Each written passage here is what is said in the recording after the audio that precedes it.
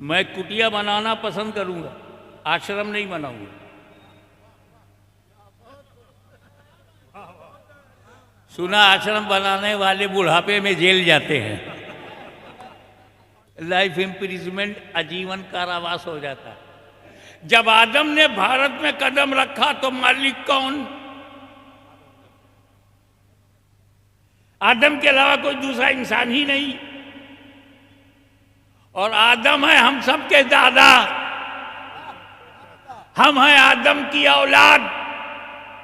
तो जो भारत का मालिक है उसी की हम हैं औलाद। तो हम किराएदार नहीं, अपने बाप की धरती पर आए हैं। Allah Taala stated in Holy Quran, today I completed your religion for you. अल यौम, टुडे, आज मैंने दीन को मुकम्मल किया। हुजूर सल्लल्लाहु ताला अलैहि वसल्लम के हाथ पर इस्लाम मुकम्मल हुआ है, शुरू नहीं हुआ है।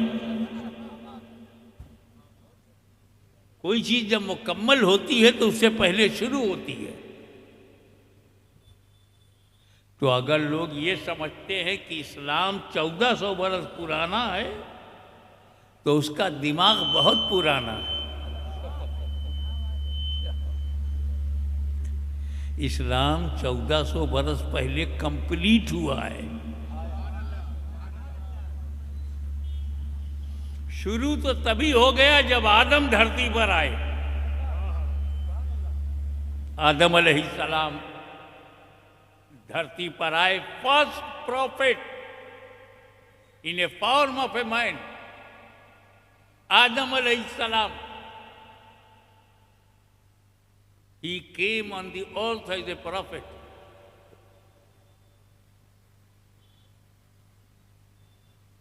दूसरी बात, जन्नत से आए। तीसरी बात, भारत में आए। गर्व से कहो ना हिंदुस्तानी है। आदम अलैहिस्सलाम पहले नबी हैं इंसान के रूप में। और उस वक्त तो ये भारत, ये एशिया, ये यूरोप, ये नाम तो था ही नहीं, जमीन थी, मुल्क तो थे नहीं। लेकिन ये तो पता है ना कहाँ उतरे थे, किस हिस्से में। आज वो उपमहाद्वीप भारत है।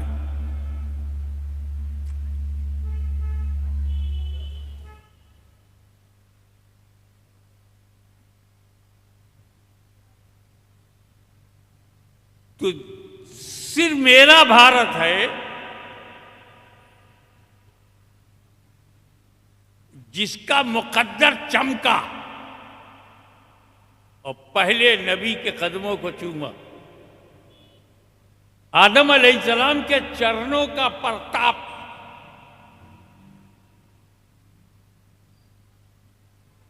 कि जवाब नहीं। तभी तो डॉक्टर इकबाल को कहना पड़ा, सारे जहां से अच्छा हिंदुस्तान हमारा। ये बात, इसमें नबी के कदम का सदका है।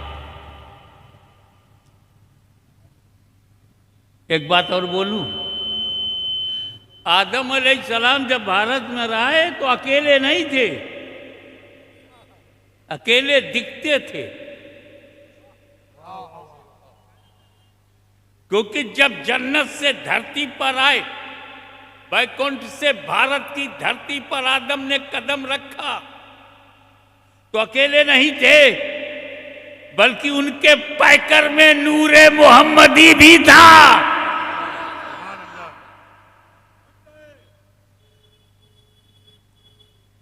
उनकी बॉडी में नूरे मोहम्मदी भी था। तो नूरे मोहम्मदी पैकरे आदम में रहकर जिस इलाके को मुनव्वर किया उसे भारत कहते हैं।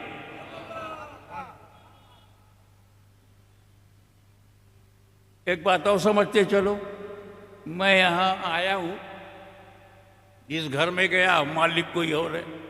मैंने चाय पिया, खाना खाया, मैं मालिक नहीं बना। बंबई में कहीं भी चला जाऊंगा मालिक नहीं बनूंगा, लेकिन किसी ऐसे जंगल में चला जाऊं जहां कोई ना हो, ना आदम जात, ना मानव जात, और वहां मैंने झोपड़ी बना लिया, तो मालिक कौन है?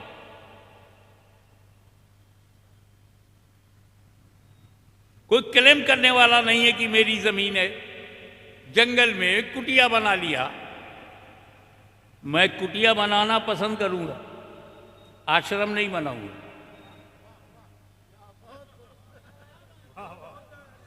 सुना आश्रम बनाने वाले बुढ़ापे में जेल जाते हैं।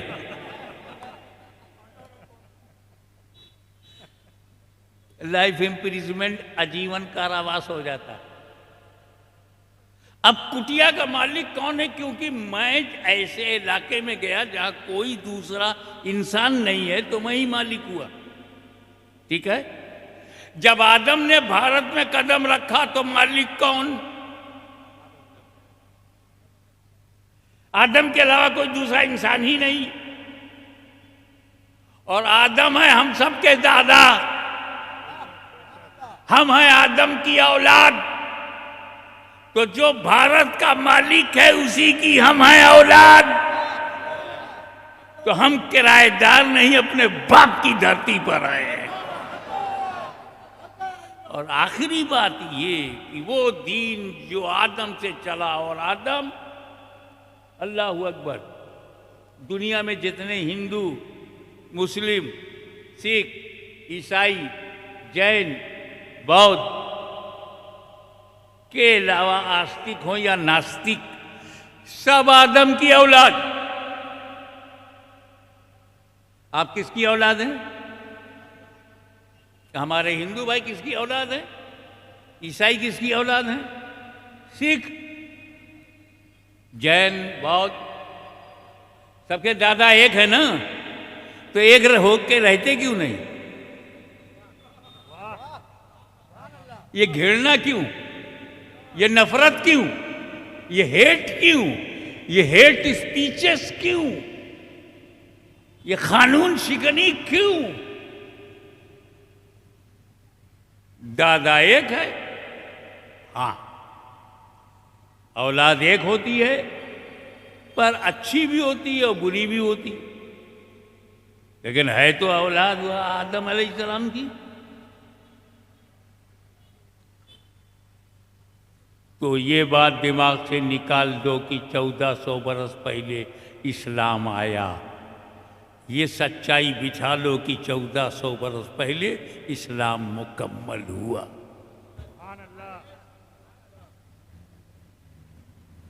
और 5 पिलर्स ऑफ इस्लाम, ईमान, तौहीद, नमाज, रोज़ा, हज और ज़कात, ये 5 पिलर।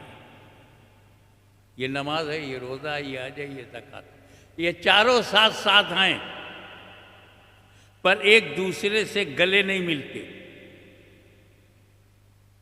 ये पावर जो है इससे नहीं मिलेगी, ये इससे नहीं मिलेगी, आपस में खड़े हैं, अलग अलग हैं। तो ये नमाज, रोज़ा, हज और ज़कात अलग अलग फर्ज है, एक करने से दूसरा अदा नहीं होगा। ये सारी के सारे इबादत मकसूदा मफरूज़ा ये बिज़ात फर्ज है। ज़कात देने से ज़कात अदा होगी, रोज़ा रखने से रोज़ा अदा होगा, हज करने से हज अदा होगा, नमाज अदा नहीं होगी, नमाज पढ़ने से नमाज अदा होगी। ये आपस में मिलते नहीं, लेकिन ये है ईमान। ईमान, ये नमाज मिल गए आमने सामने, रोज़ा मिल गया, हज मिल गया, ज़कात मिल गई, चारों ईमान से तो मिलते हैं, ये आपस में नहीं मिलते। तो अब जिसके पास ईमान है उसी को तो नमाज मिलेगी, उसी को तो रोज़ा मिलेगा, उसी को तो हज और ज़कात मिलेगा। और अगर ईमान ही नहीं है ये है ही नहीं ईमान, ये किससे मिलेंगे? तो हमारा स्टेज जो कहता है कि तुम अपने ईमान को मजबूती से कायम रखो, नो कॉम्प्रोमाइज इन फेथ, ईमान में कोई समझौता नहीं, इसीलिए ताकि तेरी नमाज तेरी रहे, रोज़ा तेरा रहे और हज भी कबूल हो और ज़कात भी। लेकिन मैं ये सोचता हूं कि ये 4 फर्जों में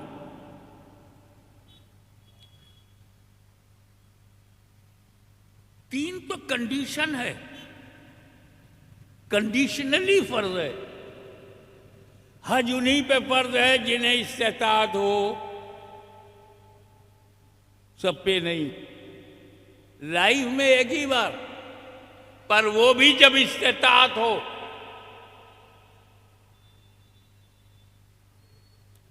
रोजा भी रखना तभी फर्ज है जब सेहत हो और सफर में ना रहो।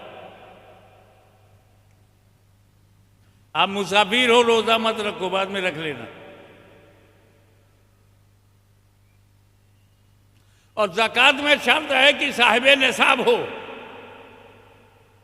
यानी हर हालत में ज़कात फर्ज नहीं, हर हालत में रोजा फर्ज नहीं, हर हालत में हज फर्ज नहीं, बस सिर्फ नमाज है जो हर हालत में फर्ज है।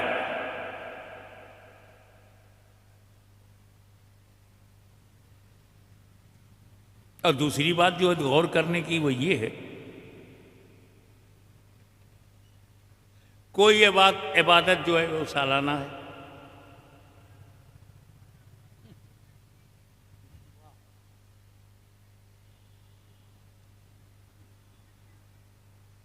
कोई माहाना है।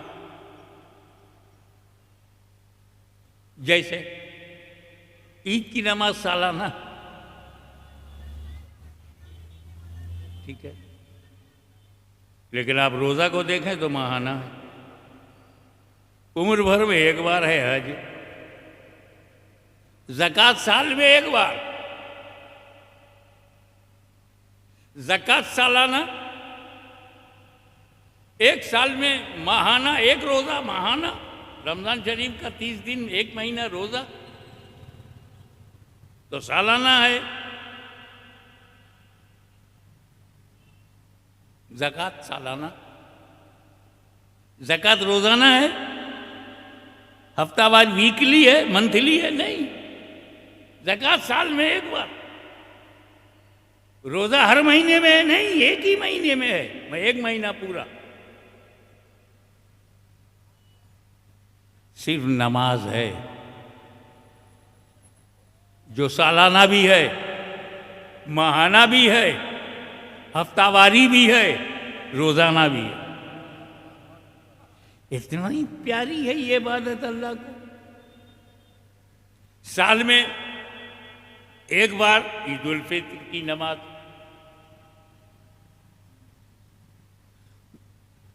एक महीना अलग से कोई नमाज, रमजान में तरावी की नमाज, माहाना, वीकली जुमा की नमाज, रोजाना 5 वक्ता नमाज, और हर हाल में। अल्लाह को ये नमाज इतनी पसंद थी, ईयरली नमाज, मंथली नमाज, वीकली नमाज, डेली नमाज इतनी पसंद क्यों है? न डेली रोजा है, न डेली ज़कात है, न डेली हज है, मगर नमाज है। न वीकली हज है, न वीकली ज़कात है, न वीकली रोजा है, मगर नमाज है।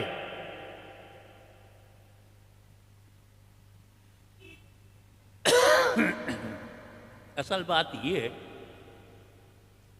कि नमाज एक ऐसी इबादत है जो पूरी दुनिया में हर वक्त पढ़ी जाती है।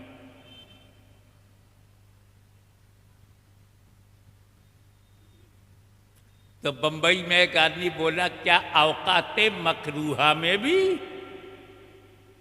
अरे मैंने कहा यार, ये 40 दिन में बना हुआ मुफ्ती औकाते मकरूहा कह रहा है, अरे जो बंबई में वक्त मकरू है वो काबुल में नहीं है, और जो काबुल में वक्त मकरू है वो तेहरान में नहीं है, जो तेहरान में वक्त मकरू है वो बगदाद में नहीं है।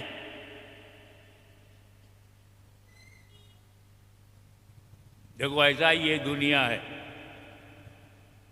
ये पृथ्वी है ना दुनिया, ये सूरज है, आधी दुनिया रोशनी में है, आधी दुनिया अंधेरे में, समझे? आधी दुनिया वो नमाज पढ़ रहे हैं जो दिन में पढ़ी जाती है, आधी दुनिया वो नमाज पढ़ रही है जो रात में पढ़ी जाती है। इधर वाले सोच रहे हैं जो इस दुनिया में इधर हैं कि सूरज इधर है, अभी निकलने वाला है, निकलने वाला है, फजर पढ़ लो। इधर वाले कहते हैं यार निकले हुए तो बहुत देर हो गए, जोहर पढ़ लो। कौन कहा ये मिसलाइन से गुजर गया, असर पढ़ लो। इधर वाले कहते हैं अब डूबने वाला है, मगरिब पढ़ लो। इधर जो रह रहे कहते डूबे हुए 1.5 घंटा हो गया, अब ऐशा पढ़ लो। यानी एक ही वक्त में 5 वक्त की नमाज हो रही है, सिर्फ जगह बदल गई। और आसानी से समझा दूं, तो रमजान शरीफ का महीना आता ना अभी, आप बताओ मगरिब का बंबई में इस वक्त क्या टाइम है? मगरिब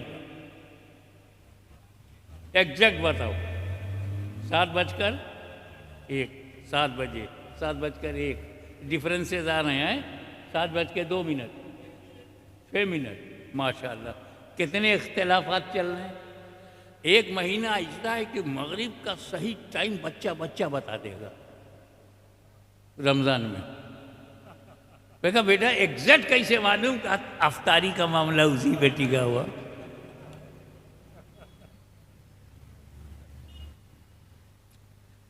तो 7:05 पर अगर यहाँ मगरिब का वक्त है तो थोड़ा आगे चले जाओगे 7:06 है, और आगे चले जाओ 7:07 और आगे चले जाओ तो 8 मिनट, 7:09, 7:10, 7:11 बढ़ते चले जाओ, 1 मिनट बढ़ता जाएगा। हर टाइम मगरिब का वक्त, हर वक्त नमाज का वक्त, हर वक्त सजदा, हर वक्त रुकू, हर वक्त कयाम, हर वक्त सुजूद, हर वक्त अस्सलामु अलैका अय्युहन नबी, हर वक्त। तो नमाज एक ऐसी इबादत है जो हर वक्त पढ़ी जाती है दुनिया में कहीं ना कहीं। इसी वक्त हिंदुस्तान में तुम ऐशा पढ़ोगे, इसी वक्त अमेरिका में जोहर पढ़ रहे हैं, तो ऐशा और जोहर दुनिया में एक साथ पढ़ी जा रही है। कहीं असर, कहीं मगरिब, कहीं फजर, कहीं ऐशा, कहीं पर जोहर, हर वक्त नमाज पढ़ी जाती है। तो नमाज एक ऐसी इबादत है जो हर लम्हा, हर घड़ी, हर सेकंड, सोचो ये अल्लाह ऐसा सिस्टम क्यों बनाया? का तुम्हें नहीं मालूम? अल्लाह अलीमुल गैब है, वो भी जानता है जो हो चुका है, वो भी जानता है जो हो रहा है, वो भी जानता है जो होने वाला। अलीमुल गैब है, ही नोज एवरीथिंग।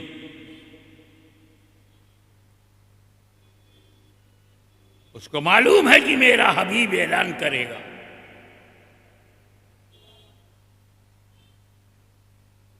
खुर्रत ऐनी फी सलाह, मेरी आंखों की ठंडक नमाज में है। मैं सोचने लगा कि सरकार आपने ये क्यों नहीं कहा कि खुर्रत ऐनी फी ज़कात? ज़कात में मेरी आंख की ठंडक है, चैरिटी में मेरी आंख की ठंडक है, सदका और फितरा और मदद करने में मेरी आंख की ठंडक है। ये नहीं कहा। वरना ज़कात देना मामूली काम नहीं है। कितना जान चुराते हैं, और जो देता है कितना दिखा दिखा के देता है। खुर्रत ऐनी फी सौम, रोज़ा में मेरी आंख की ठंडक है, नबी ने नहीं कहा। वरना रोज़ा रखना इतना मुश्किल काम हो गया आजकल कि होटलों के आगे चादर टाट लगा करके पीछे खा लेते हैं। और मुंह रगड़ करके बाहर निकलते। ईद का चांद निकालने के पीछे पड़ जाते हैं कि जल्दी से फुर्सत मिले।